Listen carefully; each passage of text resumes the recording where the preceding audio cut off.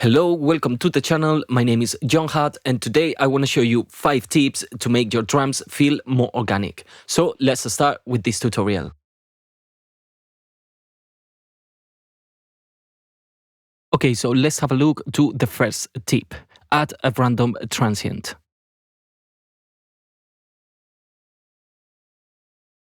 Now, the purpose of this tip is to add a subtle constant variation to the element that you apply this tip. I like to apply this technique on my kick drums and clap and snare group. So let's have a look first to the kick drum. So here on the kick drum, I have a top kick. And for this technique, I use FPC, which is a free plugin from FL Studio. Now, in here, if I open the full plugin, you can see that I have 14 different top kick. If I play the top kick, first of all, you can see that it's playing all of the 14 different top kicks at the same time. So in order to trigger a different top kick, I just have to come to this square button, right click on it and select random. So now every time that I play this top kick, it's going to randomly play one of these 14 top kicks. So let me put and solo this top kick and let's have a listen to it. Now, obviously, this top kick layer needs some mixing. So here on the mixer, on the top kick, the first thing that I add is a Fab Filter Pro Q3, where I'm cutting low frequencies and high frequencies. It's really important that when you add a layer to your kick, you use your equalizer on linear phase mode. Next, MB2 by Waves, where I'm applying a heavy compression. Shaper Box 3, where I'm using the volume shaper tool, just to be sure that I only use the transient of all of this top kick. And next, a noise module to add a bit of noise. Standard clip, just to be sure that all of the top kicks have the same volume. Parametric EQ2, just to get rid of low frequencies due to the standard clip. A limiter, again, just to be sure that all of the top kicks have the same volume. And last, Valhalla Vintage Verb, just to give it a space to the top kick. So let's have a listen before and after all of these effects.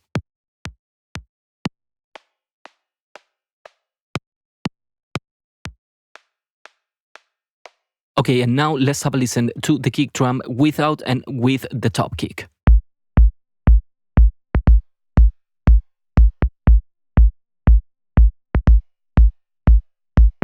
Okay, now let's have a look to the clap and snare group. So here on the bottom, as you can see, I add a clap R, which means random. So if I open the clap R, you can see that I'm using exactly the same technique as on the kick drum. So if I fully open the plugin, you can see that I'm using 16 different rims. So let's have a listen only to the clap R.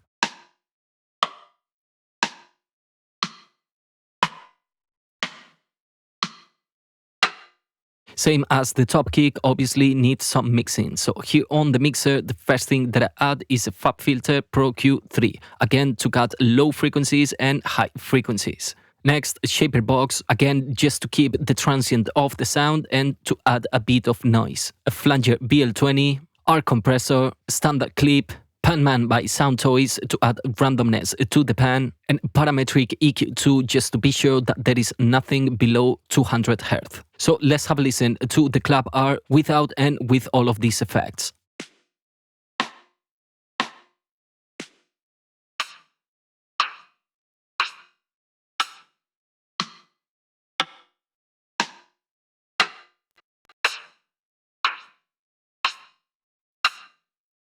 And now let's have a listen to the whole group without and with the clap R.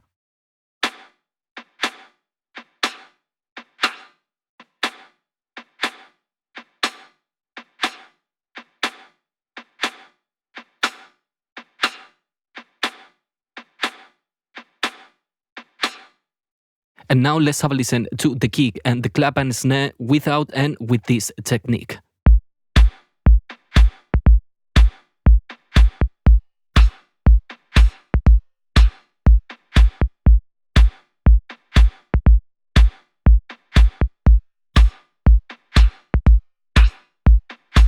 As you can see, it's a subtle effect which adds randomness and variation to the kick drum and a clap and snare. But you are free to experiment with this technique and apply to the element that you want. And now let's have a look to the next technique, a random hi-hat.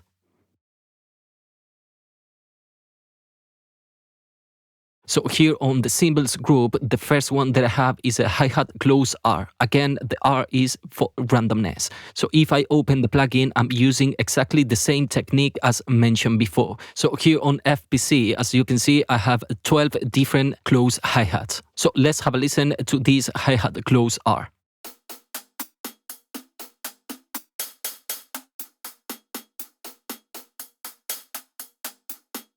Here on the mixer, I add a Fab Filter Pro Q3 just to get rid of unnecessary low frequencies, shaper box to add a subtle side chain, and another shaper box just to add a bit of movement. So let's have a listen to the hi-hat close R without and with all of these effects.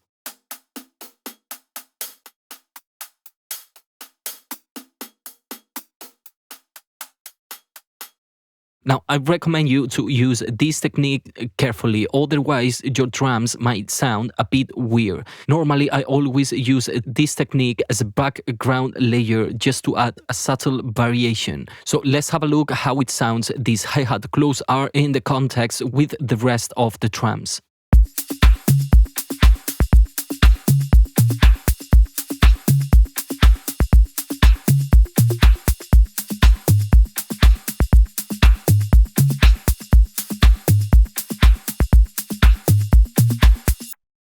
Same as the previous one, feel free to experiment this technique to whatever element that you want. Just as I mentioned before, try to use this technique as a layer on the background, otherwise your drums might sound a bit weird. And now let's have a look to the next technique, which is adding noise.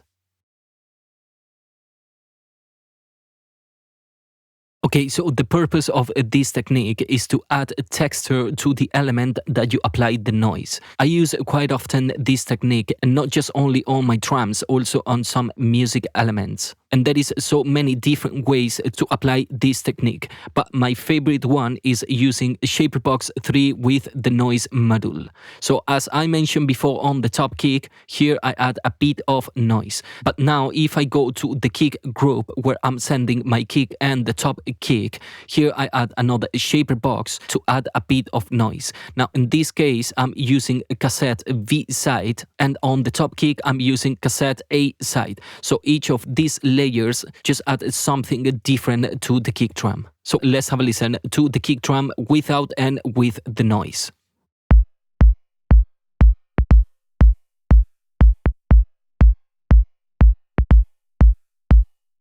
Next, here on the clap section, on the clap number 2, I add another type of noise, this time a pink noise. On the clap number 3, I also add noise, this time the type vintage console. And last, on the clap group, I add noise, this time the type white noise. So let's have a listen to the claps group without and with noise.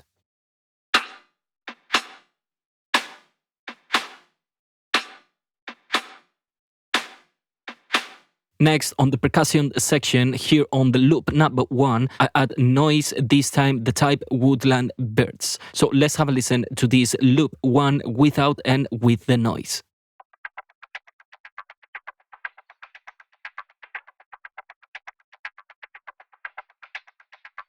Next, on the cymbals group, here on the hi-hat close, I add type white noise to the hi-hat.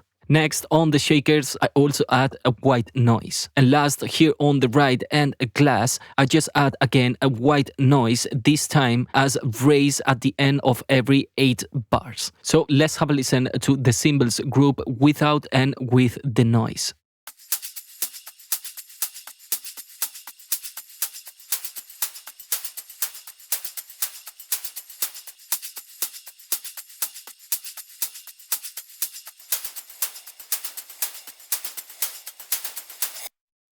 And now let's have a look to the next technique, randomize parameters. Okay, so normally the parameters that I randomize in terms of drums are the pan, attack, sustain, and release, and also volume or gain. But you are free to experiment with this technique and randomize the parameters that you want. The only advice that I give you is to use this technique carefully and be sure that it always sounds musical, because randomization can make your elements sound really weird. And also I want to mention that there is so many ways to apply randomness to your elements. You can use an LFO, automations, etc. So here on the mixers, the first element that we are going to have a look are the claps. So here on the clap 1, I add an LFO dynamic. Now this is a patch that I create using Patcher, which is really simple. It basically randomizes the attack, sustain, and the gain of the sample. For this clap sound, I just want to randomize a little bit the sustain of the sample. Now here on the clap number 3, I also add the LFO dynamic. So now let me show you what exactly this plugin does. I'm gonna play in solo the clap number 3 and I'm gonna exaggerate the effect. So let's have a listen to what exactly this LFO dynamic is doing to the sound.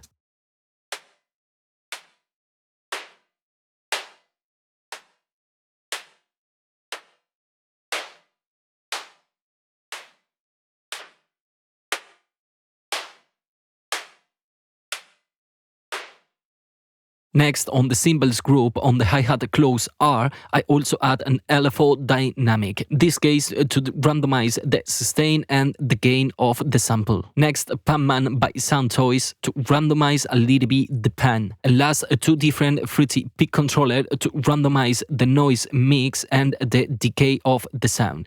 So basically here on the second shaper box, I add noise, and as you can see on the mix knob, the fruity peak controller is randomizing the mix knob. And here on the FPC, as you can see, the decay is being randomized by the second fruity peak controller. So let's have a listen to the hi-hat close R without and with all of these effects.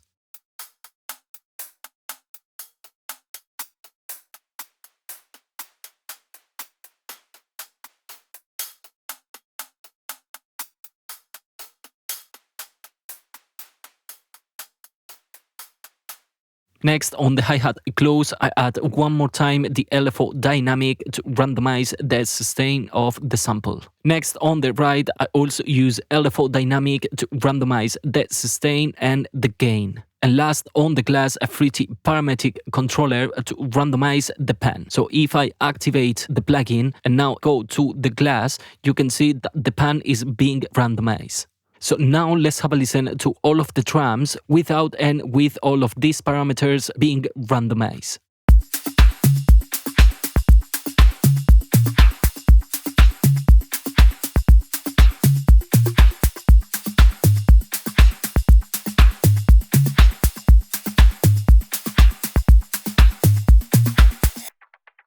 And now let's have a look to my last tip, quantization and swing.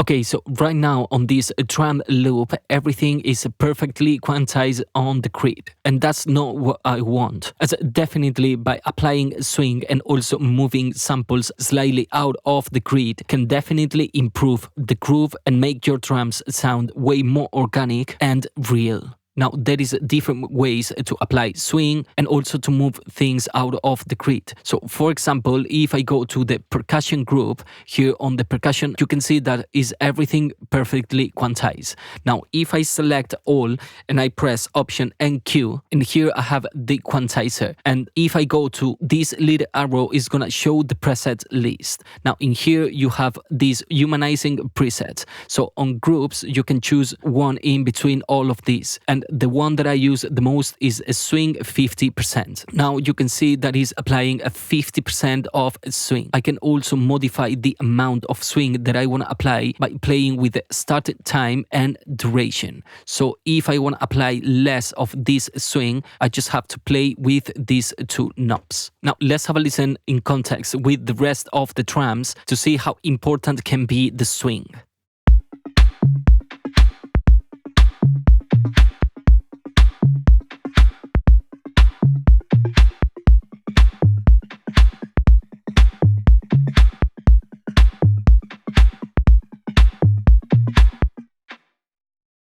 Okay, so now I'm gonna apply the same swing that I have on the percussion to the loop number 1. Now there is different ways to do that. You can go to the sample, right click on it and open in time wrapper.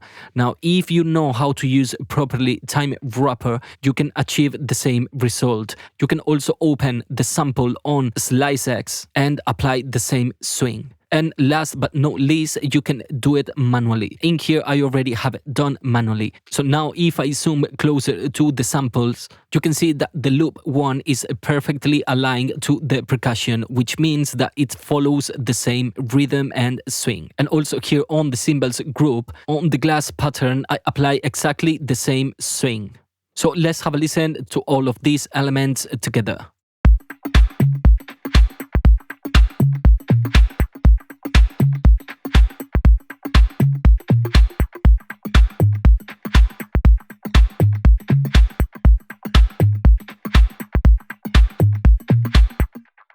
To me, it sounds way better. Now, another things that I like to do is here on the cymbals, if I open the hi-hat close pattern and I zoom closer to the MIDI notes, you can see that all of the notes are slightly out of the grid, which basically is gonna make the hi-hat to sound a little bit more realistic. Okay, so now one more time, let's have a listen to this drum loop without and with all of these tips.